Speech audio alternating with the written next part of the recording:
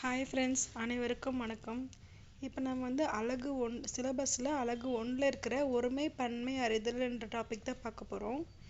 இதுக்கு முன்னாடி இருக்க டாப்பிக்கில் பிளேலிஸ்ட்டில் கொடுத்துருக்கேன், அதெல்லாம் பார்த்து பயன்பெறுங்க. இப்போ ஒருமை பன்மை அறிதல் அப்படின்னா என்னன்னு பார்க்கலாம். இடம் அறிந்து பயன்படுத்துறது தான், ஓகேங்களா. இப்போ ஒன்று அப்படின்றதுக்கு ஒரு அப்படின்றது எங்கெங்கே பயன்படுத்தணும்னு பார்க்கலாம், சரிங்களா.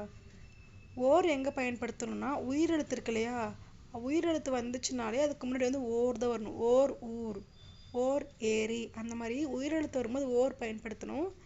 ஒரு எங்கே படுத்தணும், உயிர்மை வர இருக்கிற எழுத்து உயிர்மையில் தொடங்குது இல்லையா, அந்த இடத்துல ஒரு பயன்படுத்தணும், ஓகேங்களா. ஒரு நகரம், ஒரு கடல், ஓகேங்களா. அதே மாதிரி அஃது அது பார்க்கலாம். உயிரெழுத்துக்கு முன்னாடி அஃது பயன்படுத்தணும். அஃது இங்கே உள்ளது, ஓகேங்களா. ஈங்கிறது உயிரெழுத்து, அஃது இங்கே உள்ளது. உயிர்மை எழுத்து தொடங்குறதுக்கு முன்னாடி அது பயன்படுத்தணும், ஓகேங்களா. அது நன்றாக உள்ளது, அது நான் உயிர்மை எழுத்து, புரியுதுங்களா. நெக்ஸ்ட் தான் தாம் எங்கே பயன்படுத்தணும்னு பார்க்கலாம். தான் ஒருமைக்குரியது, தாம் பன்மைக்குரியது, ஓகேங்களா.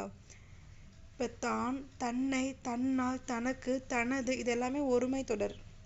தாம், தம்மை, தம்மால், தமக்கு, தமது, இதெல்லாம் பன்மை தொடர், ஓகேங்களா.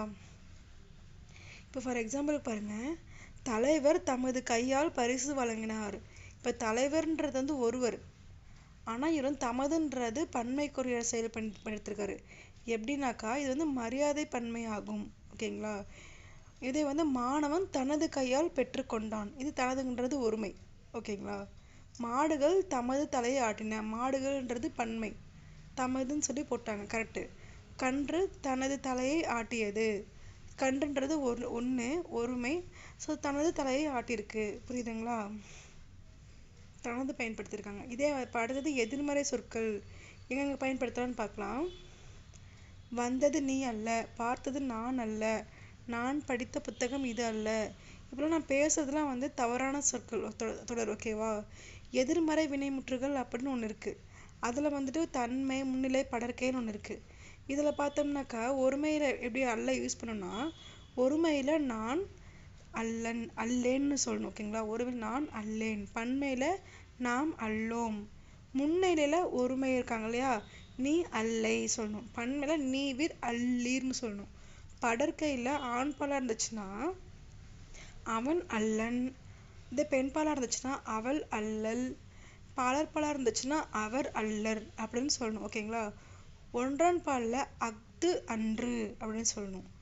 ஏன்னா நம்ம உயிரெழுத்துக்கு அஃதுன்னு தானே பயன்படுத்தணும்.